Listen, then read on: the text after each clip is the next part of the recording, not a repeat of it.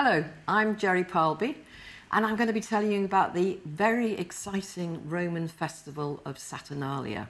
Now, if you've been strolling through Rome sometime in December in the 2nd century BC, the odds are that someone would have come up to you and greeted you with the words "Io Saturnalia" before inviting you to a blooming good party. Now, his festival was the high point of the Roman year. It was a time of feasting, role reversal, free speech, gift-giving, gambling, revelry, gaudy outfits, and the Romans took it very, very seriously. During the festival, work would stop, businesses would shut down, shops would close, people danced, sang, feasted, and got up to all sorts of mischief.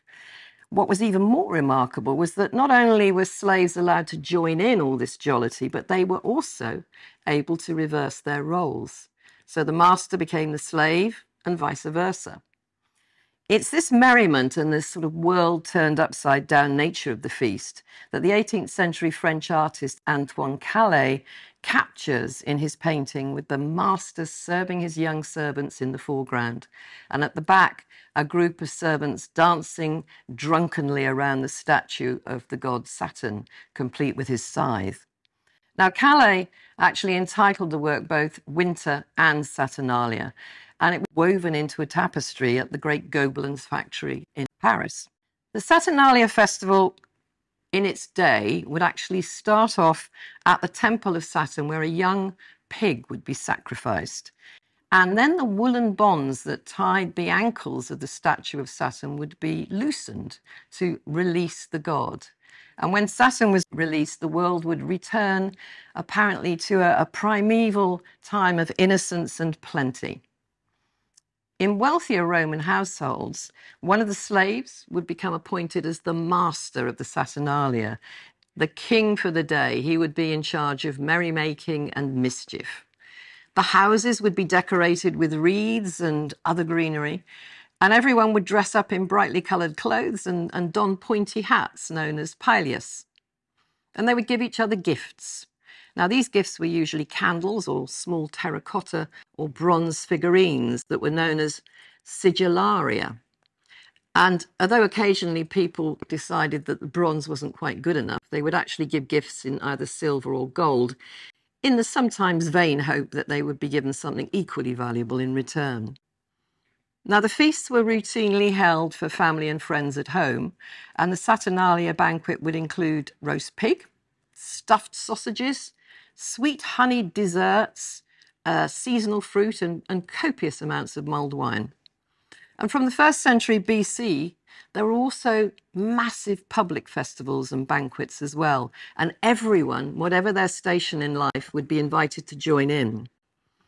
The idea of this sort of classless festival actually inspired the 19th century Italian sculptor Ernesto Biondi, and he created a huge bronze tableau, 12 meters long, with 10 life-size figures staggering home after a drunken Saturnalia orgy.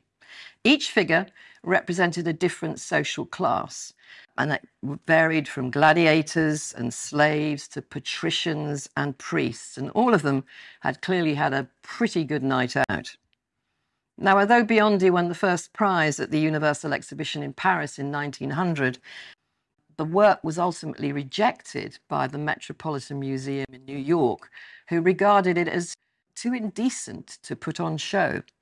And that resulted in a fairly unpleasant breach of contract court case that went on for some time.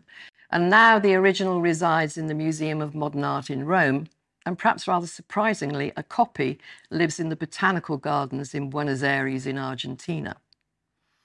A little like the sculpture, the Saturnalia excesses received mixed reviews amongst the Roman populace. The Roman poet Catullus absolutely loved it. He loved every minute of it. And he described it as the best of times.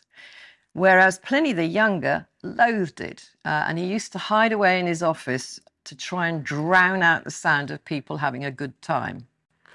Now, understandably, some have seen similarities between the celebrations of Christmas and Saturnalia. And indeed, for a time, the two festivals actually existed alongside each other until Christianity obliterated all vestiges of pagan celebrations. Even so, the decorating of houses and the winter greenery, lighting of candles, eating and drinking during the Christmas season is basically seen by many to be a way of carrying on the traditions that Saturnalia first began back there in the 2nd century BC. And certainly those celebrations would be very familiar to the Roman households themselves. So, Io Saturnalia, or as we say today, let's party.